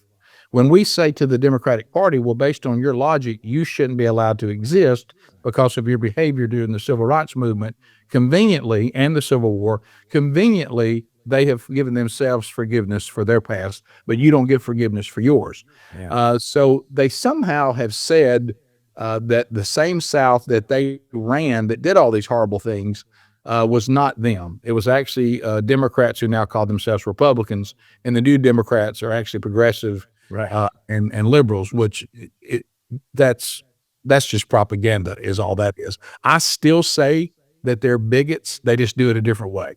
But that's another monologue. But in the South, I think there is still that patriotism that you talk about is much more prominent than other parts of the country. And I even think sometimes our show and the way Southerners see the world, first of all, Southerners, when we have tornadoes and hurricanes, we just fix it ourselves. And people who love a giant central government hate that. Go back and watch the coverage of Mississippi cleaning up after Katrina versus the Democratic run New Orleans. New Orleans got all the publicity for their plight, and it was bad because they waited on the federal government to fix it. Mississippi just fixed themselves. And so they didn't get any headlines on their coast because they handled it themselves. The church here still always gets water and clothing and shelter to people long before the government does. Right. They do a much better job than the government. And we're kind of look after yourself and look after each other people still. But you'll see, like in Texas, being in Texas and being in Houston and Austin are two completely different things. Yeah. Alabama now, you're starting to see, being in Alabama used to be it's the same from top to bottom, from left to right. But now you get kind of this Huntsville thing and this Mobile thing that's a little bit different. You see a little bit of the wokeness trying to grab ground there. Georgia has changed dramatically with Atlanta and the way those things have changed. So the South isn't as reliable when it comes to the Constitution and patriotism and being an American as maybe it once was. But I still think there's a lot more of the remnant left here than some of the other parts of the country. Well, I do agree with that, and because of the baggage, so to speak, that is certainly used as leverage whenever they want to keep you from building any momentum. It's a challenge. I mean, the difference between CRT and Christianity is that we understand, both admit that people are sinners, Right. but ours offers something that is so necessary in the human component. We offer forgiveness, redemption, repentance, grace. None of that is offered in critical race theory, because critical race theory comes out of critical law theory, which came from the postmodern relativistic Frankfurt School of cultural Marxism. So it's all Marxism. Marxism's atheism. Oh, yeah. It's all about control, all about power. It's more French Revolution vibe than American Revolution. And so this is I guess this is what I'm kind of exploring right now with you as a Southern guy, because on one hand you said, we were really just wanting to secede. All right, you don't want to let us live the way we choose, which ironically was what the New England said to the Brits. Correct. Like, listen, we started this place, we made this work, we've been doing this for years, self-governing. You decide now we're going to tax you and decide. You said, no, you don't. This is our place now. And so we secede, and they become the United States. Yeah. So the South decides for the same reason that they feel this is infringing on their ability to live the world that they've created and their economy they created. Again, clearly, I don't know of any Southern, Yeah. certainly nowadays, that would said, yeah, what we were fighting for was we needed slavery, even though slavery obviously was the only way they could continue to. Yeah, it's when you go back, if you don't believe what we just said about it being misnamed a civil war, they tried to prosecute Jefferson Davis, but they couldn't because every time they would try to legally put him away, they would keep running into the fact that, well, they actually had the right to do what they did. They lost the war, and now we're all going to be a union, and there's going to be a price to pay for trying to do this. But really what they did was not against the Constitution. They just could not pull it off, Yeah. and so you remember Jefferson Davis was eventually set free, Yeah. but because they couldn't really say what he did was a crime. Right. Well, and of course it was unprecedented. It was kind of, Yeah. once you do anything new, you got to kind of go with the flow, because it's like when the Corona cult hit, suddenly we weren't. It kind of cold cocks you, and then when you come to, you try to manage things. Well, you think about like the Second Amendment. It's like we have people in our country now, they can't wrap their mind around it, Yeah. but it's there. Yeah. You don't have to like it, but you can't pretend it's not there. And what it was there for, Yeah. and it was there for citizens to arm themselves so they had a chance against people who try to steal their land, criminals, but also so they'd have a chance against an overreaching government. Of course. And that's why it's there, because the Constitution wasn't worth much if you didn't have the ability to defend it. Defend it. Yeah, and I've heard people say our freedom is never paid for. It's a lease. That's true, and people have paid it for you and me. And I think your passion is we've got to stand up and pay it for those that Yeah. come after us. Yeah, it's our turn. Well, but I guess, okay, so again, I'm back to this because it's interesting to me, is that, number one, we saw what happened to Canada. They're almost completely, I don't know what they're going to do, these poor people in Australia. What's the difference? They don't have the guns. So the one thing that makes America incredibly difficult if there's a new world order trying to infiltrate is we do have guns. Well, go back to what happened during the summer of chaos. There was never once, not one time. There was talk of it, and then the warning came down. They didn't do it. Not one time did they weren't. I mean, you got they're anarchists is what they were. It's one thing to want freedom and independence, but anarchy is no law, no order, and that's what we saw. That's So not a peacefully protest. Yeah, the mobs wanted to come in and take whatever they wanted and commit violence against you, but you weren't allowed to shoot back. But if you go back and look, never once did they attack a southern neighborhood, not suburbia. Now, in cities, you can get away with this because people aren't armed. They're not allowed to have their guns. You start taking this garbage out into suburbia or out into the country, you're not going to get very far because the people can defend themselves. And will. And what did these bullies do? We don't want people shooting back, so we won't bother them. That's why we have it. Yeah. Is hopefully you never have to use it, but you have it so that predators, whether that be government or criminal, don't just run up and take your stuff because they're afraid you'll shoot back. Well, but And you I saw it during that just 2 summers ago. Yeah. Well, but I guess what I'm saying is that even though there was some draconian measures within the United States that clearly were unconstitutional. I mean, I never wore a mask. I don't know. I'm guessing you probably didn't either. I know you. I didn't in Alabama, we didn't even know people had masks. Okay. Right. We had no idea. It's a different world. Yeah. Well, and again, if you see a guy coming up at you with a mask in Alabama, they do shoot him. It's like, that can't be a good guy. Or we say you must be from Indiana. But I guess what I'm saying is that when you saw how oppressive and how they treated Canadian, I'm talking about Western cultures now, obviously what happened to everybody else, but when they saw how they treated them in Australia, how they treated them, why wasn't it nearly as aggressive here? And I think And I'm not saying it's because they thought somebody's going to suddenly shoot them. I think No. the very fact that America has this DNA There it is. that says we will not permit this, and I'll bet you a lot of the policemen and so forth were saying, I don't want to do this. This is not my people. So that's, I guess, what I'm getting at. So here was the South trying to secede, doesn't pan out,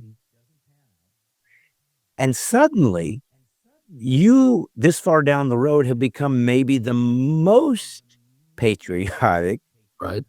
the most pro-union, as in the Union of the United States. Yeah. You're so proud of your Southern roots and so proud of your Southern states, but interesting how that integrated into becoming just back to an American citizen, and we'll be the most. If you need help when the crap hits the fan, come on down here because I promise we have a couple ARs laying around. Yeah, isn't it interesting that the very ancestors, I know people move here, but the same, and a lot of people are moving here, by the way, but the same ancestors that once tried to secede from the Union now have become the Union's only hope. Well, that's what I'm saying, and so there's And that's the way it feels because you touched on it. I was on the air when all this, we must mandate the vaccine, we must mandate the mask, we must tell people they can't open their business, we're going to destroy their livelihood. And I remember saying on the air, and you just echoed it, is what happened. I said, let me tell you what everybody's underestimating here. Patrick Henry flows through our veins. Give me liberty or give me death. This culture is not going to go along with this. There's too much Patrick Henry in us. I hope. Yeah, I mean, I'm talking about that time I said there's only so far that what we would consider the ones who have the right mindset of being an American, that actually, even though they never lived under it, their parents and grandparents and great-grandparents did a great job of passing along. And this is the problem we have now. We have a generation that does not understand what it's like to truly live under tyranny. They have no idea. Yeah. They think they want this, but they have no idea what it really will be like. And they'll be the first ones to scream, what's happened? What have we done? But our fathers and founding fathers, they knew what it was like to live under tyranny, right, which is why they said any power you give a central government, they will abuse it. Yeah. So don't give it to them. Yeah. You've limited them inside this document. Don't let them out. And everywhere we've let the government out, they've abused it, just as our founders told us they would. And Southerners, they know the Constitution. They understand what we did, even with our little dust up when we tried to leave. Now we understand that this experiment of liberty, which was designed this way, you said it earlier, God-given potential can be achieved through God-given liberty.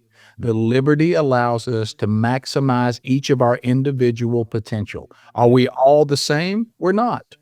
Okay? We all have different gifts and deficits, and that's what makes this place great. But if we give you maximum liberty, whatever you have, you can maximize it.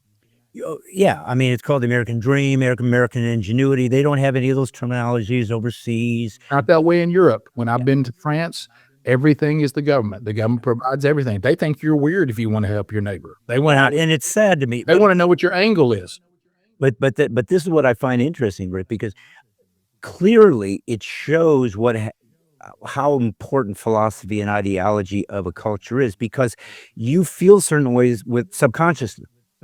Mhm. You know, it's kind of like the atheists don't understand that when they think it's unjust to have a slave, they think that's intrinsic. That's how humans just automatically feel, that if a guy's being enslaved, why, that's not right. No, Christians taught you that. That's And correct. now it's become so far down the road, 2,000 years worth of Judeo-Christian, because actually the new Torah, "Thou shalt not steal," was essentially saying you can't take something that's not yours, which would include a human. So that was the first Sure. sort of commandment by God. You don't get to steal people.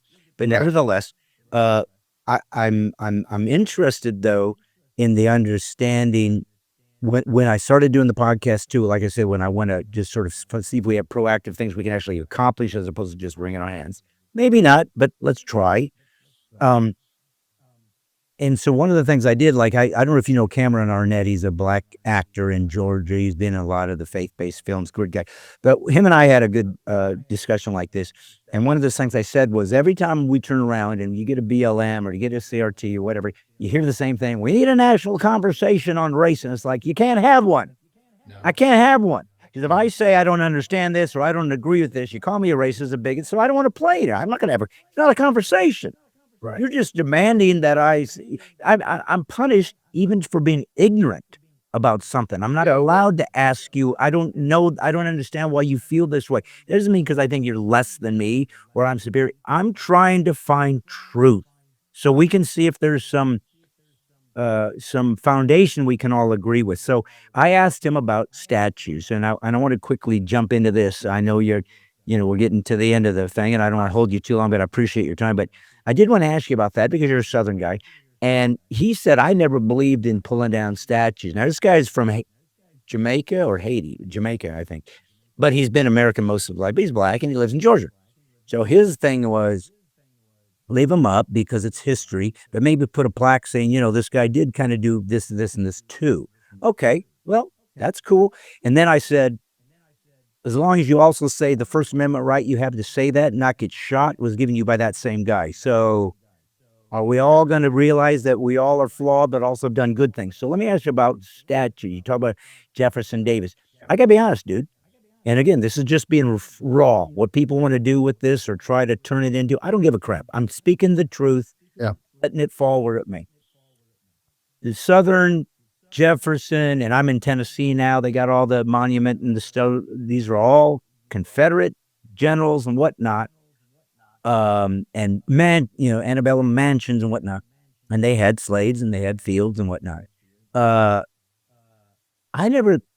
Didn't bother me in the least. I don't care if you have a Southern. I don't care. I don't sit and worship at his feet. I don't sit there and admire him. I just figured he was a general, fought for these guys. They're proud of him because he tried to defend them. They put up a monument.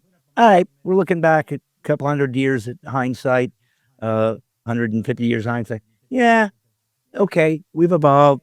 That was wrong. Maybe they should have seen it differently. They were kind of stuck economically. But it didn't bother me. And in recent times, trying as a Christ follower to deal with truth, whether I like it or not, I started going, I guess if I was black and I walked past the statue of Jefferson Davis that you in tribute, I'm going, no, I'm not crazy about that. Yeah, my people were slaves under a man saying, let's keep it that way. The flag, the Confederate flag, never bothered me because to me, white guy, Northerner though, said that's just the Southerners being pro, Southern, and rebel yell, and we're just woohoo, get a shotgun, go get a cafe, bop, bop. And I didn't care. To me, it was their culture. But now, in hindsight, if I'm trying to be fair and I was black, I could say, I don't like that. I don't like that flag. It means a whole different world to me. And I'm going to say this last thing, then I'm going to let you comment. Years ago at Promise Keepers, when I used to perform there, Tony Evans, the black pastor from Dallas, a wonderful pastor, great guy. I was doing my put a helmet on routine from 2003, and I have this whole thing about coming across America on a boat, and these were hard people. They brought their kids, and they were throwing up, but they didn't care, and just this whole idea of how America got started, because I'm proud of my heritage. Men were laughing. Everybody loves it. I'm so great. You're the funniest guy. I leave. Evans comes up after me, looks at the crowd, and he goes, well, that wasn't the boat I was on. And there it is. Yeah. And I laughed, and they all did. But then I kind of thought, Rick, for the first time in my life, I thought to myself, I assume if you're an American, you're proud of Thomas Jefferson, George Washington, Pilgrims, Mayflower, Revolutionary War, because it's all our heritage, and it is. But it was the first time I kind of thought, there is a group here whose heritage doesn't follow that lineage. They were brought here. Doesn't mean they can't be some of the best patriots, and they are. So But I got to be honest, it made me go, maybe there's more here than I've allowed myself or even didn't even care to acknowledge. That needs to be at least examined as if there's a fair case to be made. I think those statues aren't cool. I don't think they deserve to be there. We're United States now. That's my soliloquy. You're a Southerner, you're a Christ follower, you're a man of God, and you're a truth teller. What am I missing? Well, a lot of what you said is absolutely right. First of all, I believe that the Confederate battle flag belongs in a museum. I don't think it should be hid away from the world. It should be where it can be seen, it can be discussed by people of all ethnicities because we need to know what happened. We can't, it feels so wicked when I think of all the horrible tyrannical governments of the past that rewrote history and decided what you could and could not know about the history of the country. So I don't like that. I don't like censoring it and acting like we shouldn't even see it. I kind of agree a little bit with the actor you were talking about. Here's Jefferson Davis. Let me tell you, children, why he's here. This, and this. It's a museum.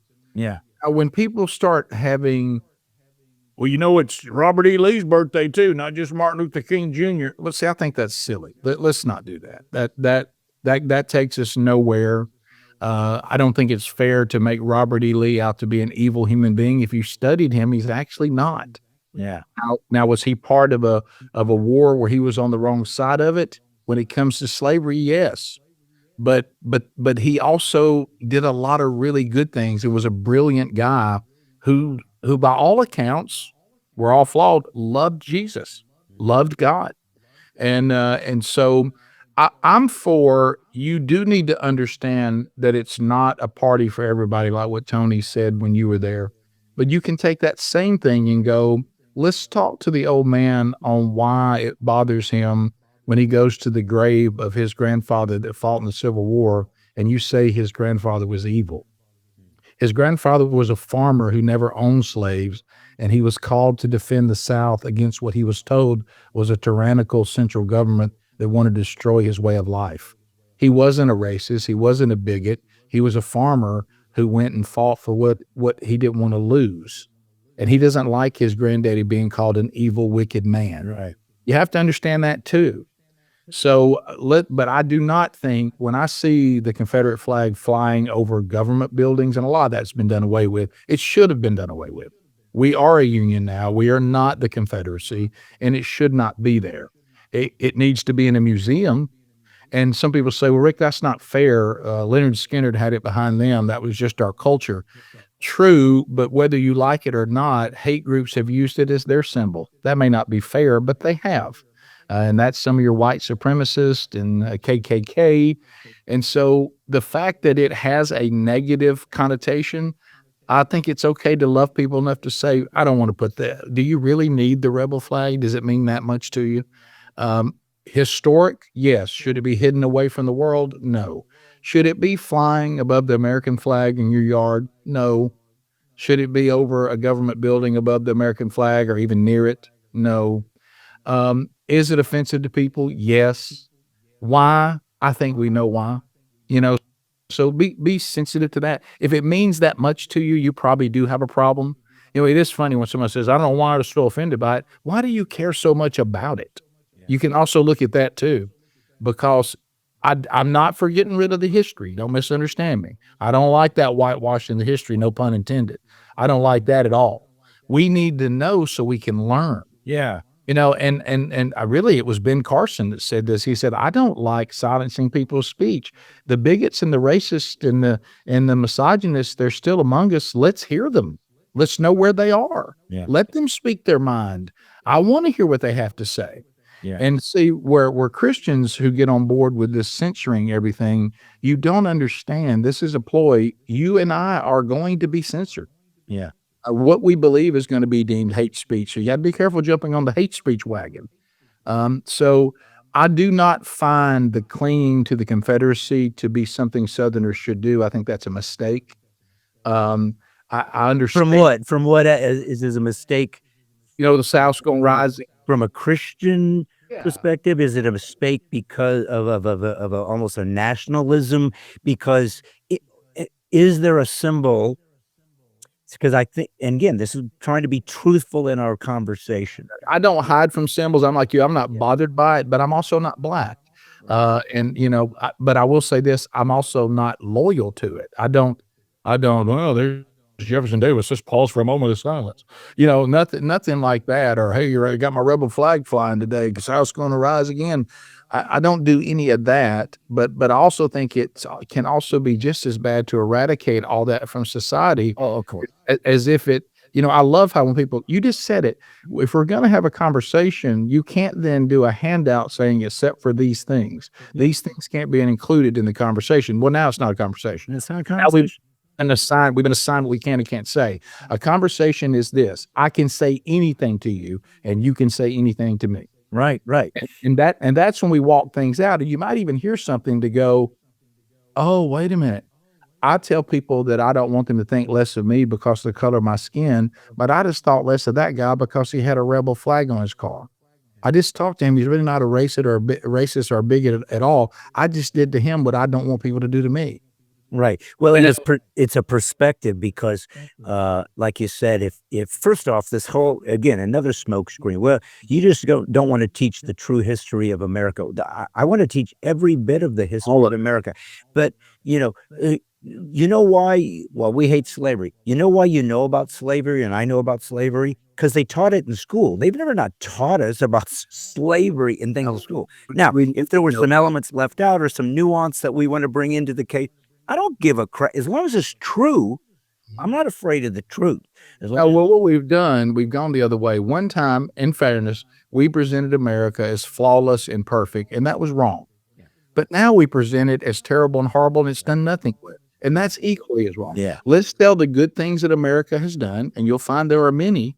And let's talk about the things that we didn't do well. Let's tell it all. I'm with you. Yeah. Tell it all. Right. Well, and that's what I'm saying is that if they wanted to have this monument up that was put up initially when the South was pretty fresh from this war, and they were looking at exactly like you said. All I know is I was raised in Mississippi. It was my land. We were just trying to sharecroppers, doing the best we could. And some government was going to destroy us, and we were defending ourselves. And that was the general that led us. And so I'm proud of him. We tried to defend her. That's their perspective, and it's true.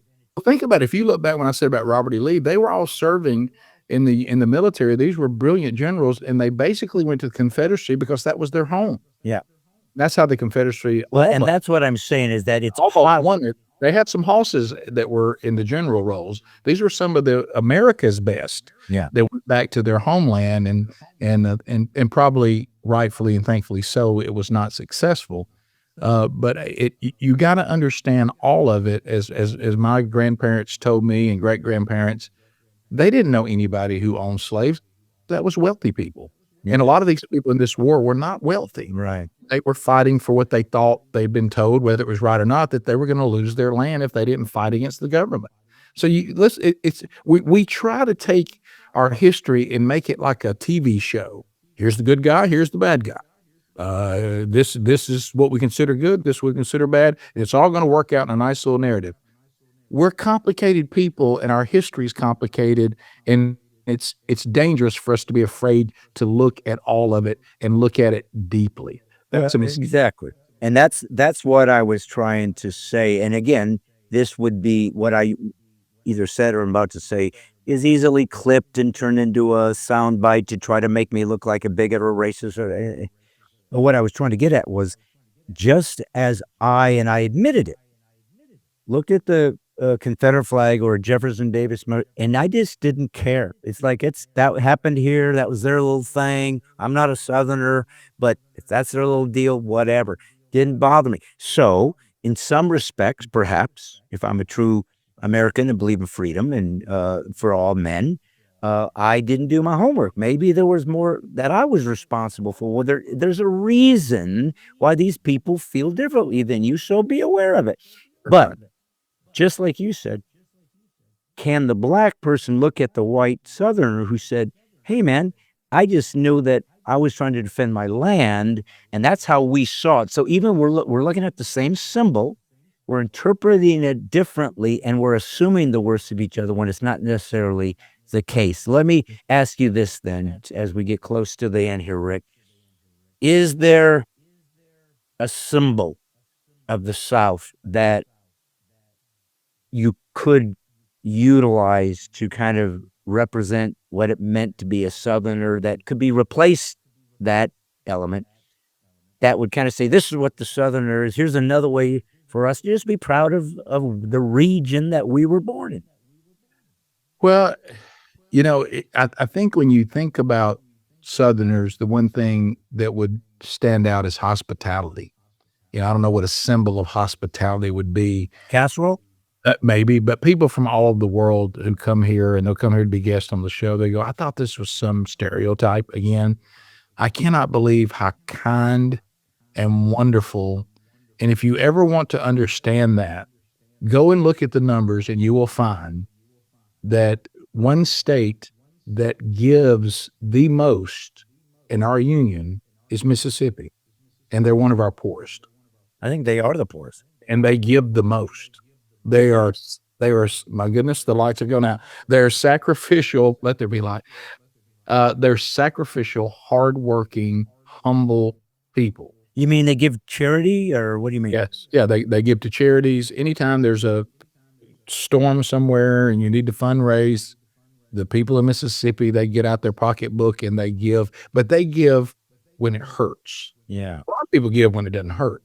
They give sacrificially. Right. They would literally give you the coat off their back. Yeah. So I think if there's anything when you make fun of the South and you put the South down and you do all the stereotypes, there's one thing that no one can deny is that the Southern people will take care of you.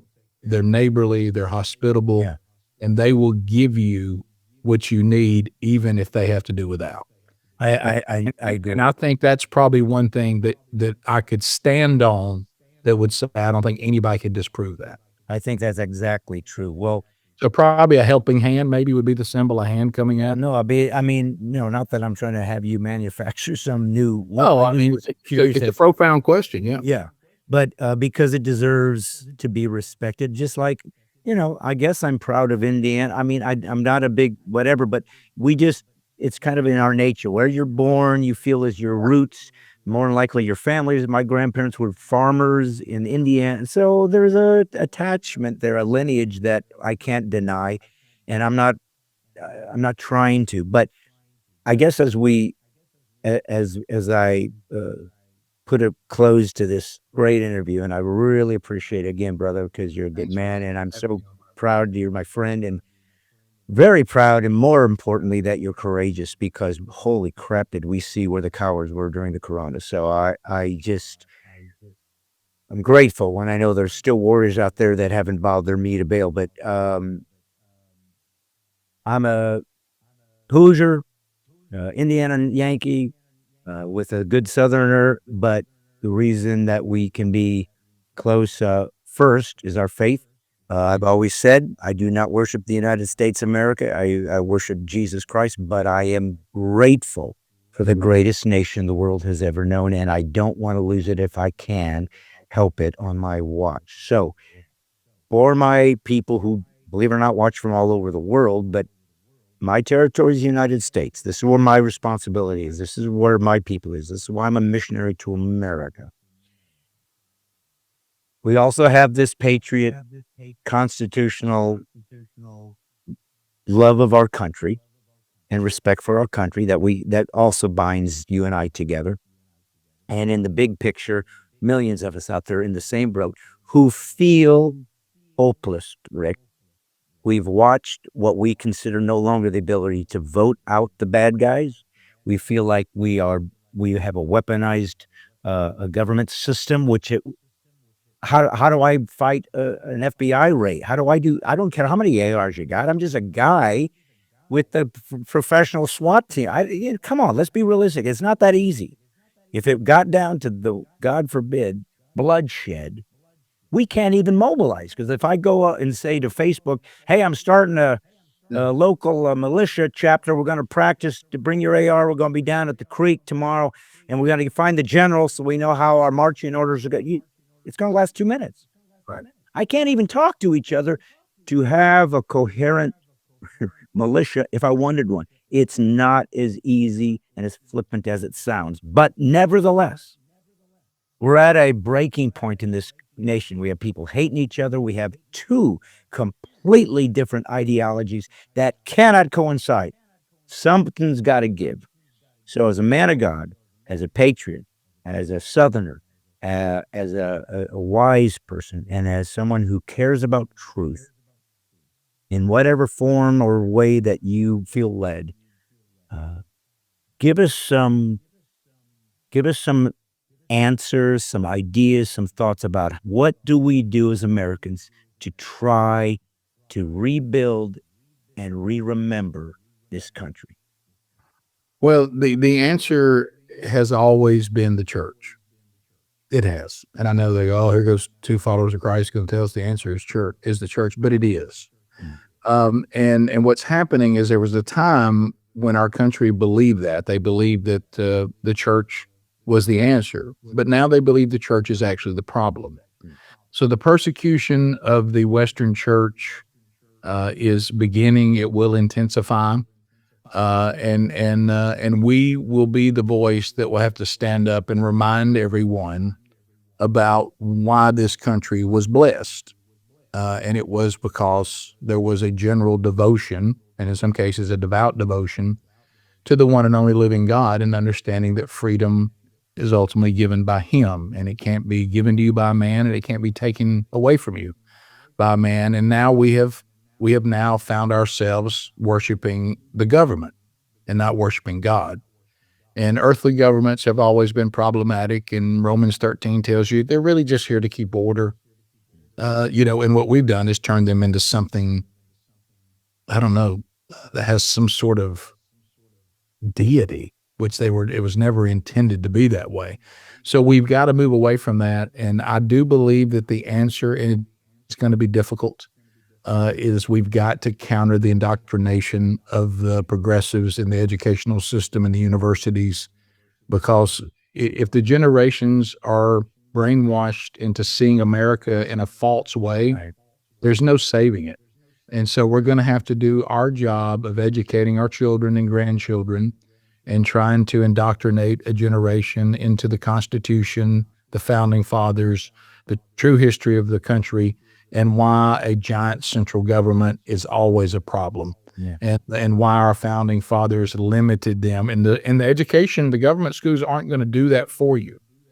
So you're going to have to do it yourself. And it has to be done. You can't just tell them to go out and vote unless they're told why. And as long as, and do we even have the vote anymore? You made a point. Who knows? I remember Benjamin Franklin. What do we have, Mr. Franklin? We have a republic if we can keep it. And he said then what we're saying now. You have to try to keep it. And the way to do that is you have to push back, and I mean with your lives. Yeah. I'm not calling for some big, military revolution. I'm talking about think for yourself revolution. I'm talking about you got to be critical thinkers. Yeah. You got to be logical. You've got to understand what game is being played and counter it, and not be sheep led in the wrong direction.